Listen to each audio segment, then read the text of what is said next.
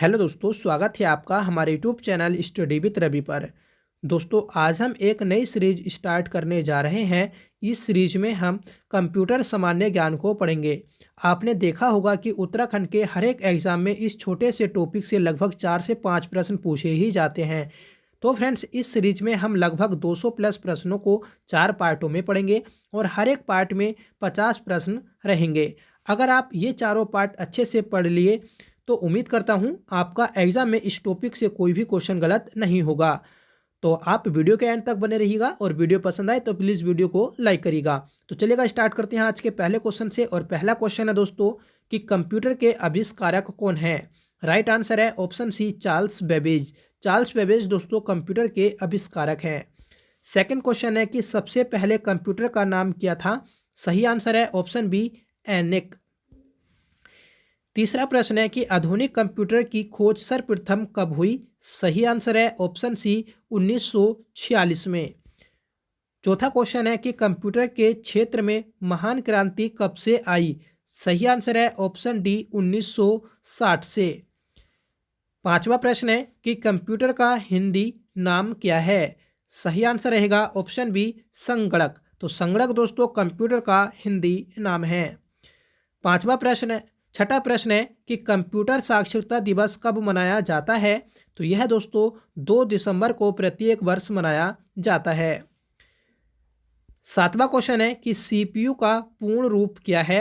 सही आंसर रहेगा central processing unit, option A. आठवां प्रश्न है कि इनमें से कौन सर्च इंजन नहीं है। सही आंसर है ऑप्शन डी, वेलफम अल्फा। तो यह दोस्तों एक सर्च इंजन नहीं है। गूगल, याहू और वाइडू यह दोस्तों सर्च इंजन है। नवा प्रश्न है कि इनमें कौन इनपुट इकाई है। महत्वपूर्ण क्वेश्चन है दोस्तों। तो ये सभी इनपुट इकाई हैं माउस, कीबोर्ड, स्कैनर। 10वां प्रश्न है कि 1 किलो बाइट केबी कितने बाइटों के बराबर होती है। तो यह दोस्तों 1024 बाइट के बराबर होती है। राइट आंसर है ऑप्शन ए। इससे भी दोस्तों एग्जाम में क्वेश्चन बनता है, ठीक है। 1 मेगाबाइट एमबी कितने बाइट के बराबर होती है। तो यह दोस्तों 1024 केबी के बराबर होती है। अगला है कि 1 गीगाबाइट जीबी कितने बाइट के बराबर होती है। तो यह दोस्तों 1024 मेगाबाइट के बराबर होती है। और हमारे उत्तराखंड पुलिस कांस्टेबल के एग्जाम में पूछा गया था कि 1 टेराबाइट में कितनी जीबी होती हैं। तो 1024 जीबी होती हैं। अगला प्रश्न है कि कंप्यूटरों में प्रयुक्त आईसी चिप बनी होती है। तो यह दोस्तों सिलिकॉन से बनी होती है। इंटरनेट के पते में पद HTTP का सही विस्तारित रूप है। सही आंसर है option D, hyper text transfer protocol. तो यह दोस्तों HTTP का विस्तारित रूप है। किस कंप्यूटर के प्रोग्राम में बच्चों द्वारा प्रयुक्त भाषा प्राय कौन सी होती है। सही आंसर है ऑप्शन सी, लोगो। तो फ्रेंड्स, कंप्यूटर के प्रोग्राम में जो बच्चों द्वारा प्रयुक्त भाषा होती है तो वह लोगो भाषा होती है। नेक्स्ट क्वेश्चन है कि एक सुबाह्य निजी कंप्यूटर जो आपकी गोद में रखने लायक छोटा सा होता है क्या कहलाता है। तो यह दोस्तों नोटबुक कंप्यूटर कहलाता है। राइट आंसर है ऑप्शन वी। कोडांतरक एक प्रोग्राम है, वह निम्नलिखित में से किससे प्रोग्राम का रूपांतरण है।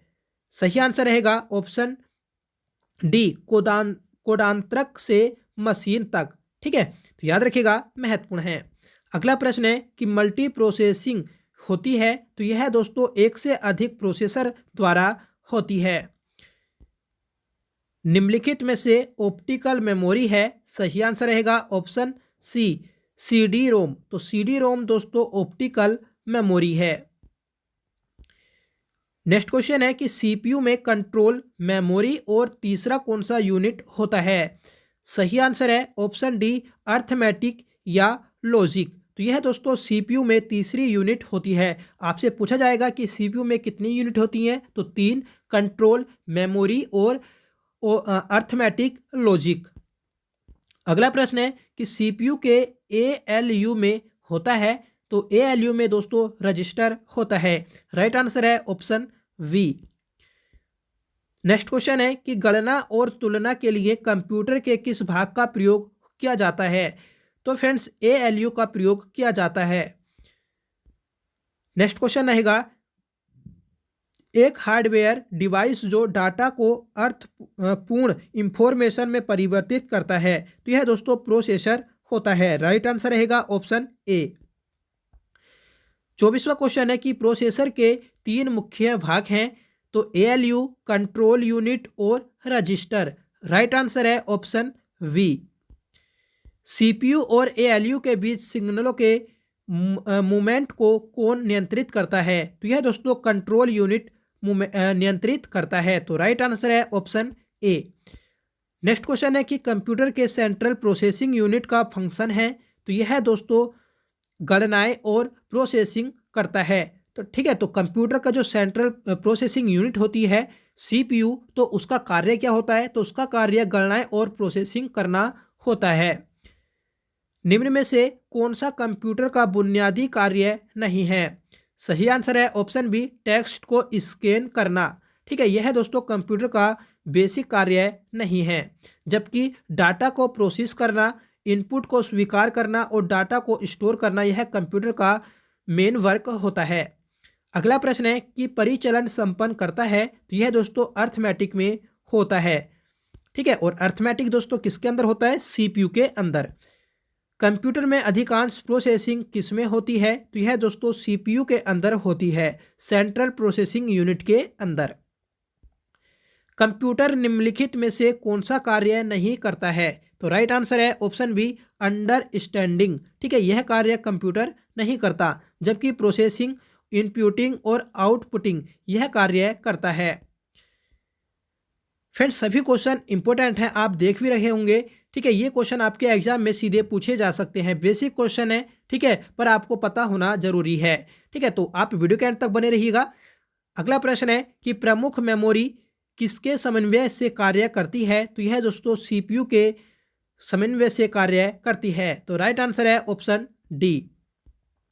माइक्रो प्रोसेसर जो कंप्यूटर का मस्तिष्क होता है उसे कहा जाता है? इसे दोस्तों माइक्रोचिप बोला जाता है। आपसे पूछा जाए कि कंप्यूटर का मस्तिष्क किसे कहते हैं, तो CPU को बोलते हैं। कंप्यूटर द्वारा प्रोड्यूस किया गया परिणाम है, तो आउटपुट परिणाम होता है। तो कंप्यूटर के द्वारा जो प्रोड्यूस रिजल्ट होता है तो वह आउटपुट होता है। इनपुट का आउटपुट में रूपांतरण किया जाता है, तो यह दोस्तों CPU के द्वारा किया जाता है। सही आंसर है ऑप्शन वी। प्रोसेस्ड डेटा को कहते हैं? सही आंसर है option B, process. Next question है कि CPU का मुख्य घटक है, तो CPU का मुख्य घटक दोस्तों control unit, memory, arithmetic, logic unit होती है। ठीक है, तो इसका सही आंसर है ऑप्शन डी, ये सभी। कंप्यूटर की क्षमता है, तो कंप्यूटर की क्षमता दोस्तों सीमित होती है, मतलब कंप्यूटर से दोस्तों सीमित कार्य किया जा सकता है। कंप्यूटर को किस प्रकार की बुद्धि की संज्ञा दी गई है? सही आंसर है ऑप्शन बी, कृत्रिम। ठीक है, तो आर्टिफिशियल माइंड होता है कंप्यूटर।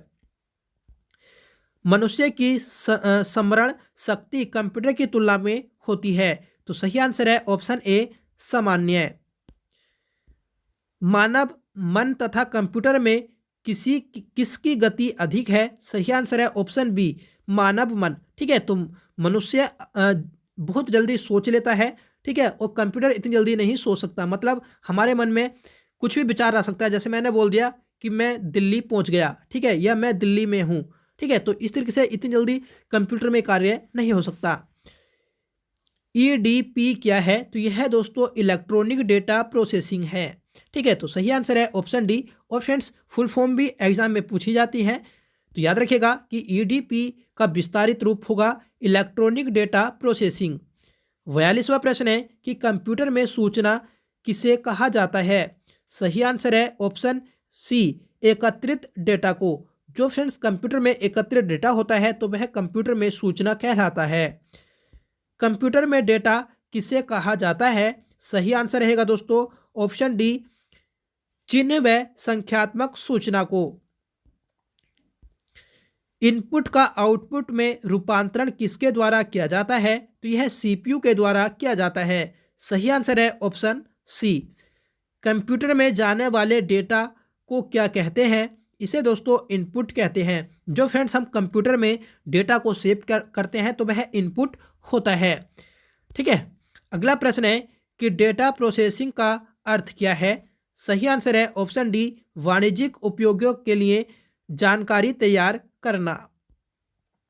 एटीएम क्या होता है? तो यह दोस्तों बिना स्टाफ के नकदी देना होता है। ठीक है, मतलब एटीएम का जो कार्य होता है तो वह बिना स्टाफ के नकदी देना होता है। आपसे इसकी फुल फॉर्म भी एग्जाम में पूछी जाती है कि एटीएम की फुल फॉर्म क्या होती है? तो इसकी फुल फॉर्म दोस्तों ऑटोमेटिक टेलर मशीन होती है। नेक्स्ट क्वेश्चन है कि कंप्यूटर प्रोसेस द्वारा इंफॉर्मेशन में परिवर्तित किए जाते हैं। सही आंसर है ऑप्शन बी, डेटा। तो डेटा को दोस्तों इंफॉर्मेशन में परिवर्तित किया जाता है। अगला प्रश्न है कि एक इलेक्ट्रॉनिक डिवाइस जो डेटा को इंफॉर्मेशन में कन्वर्ट करते हुए प्रोसेस करता है तो वह दोस्तों प्रोसेसर होता है। सही आंसर है ऑप्शन सी।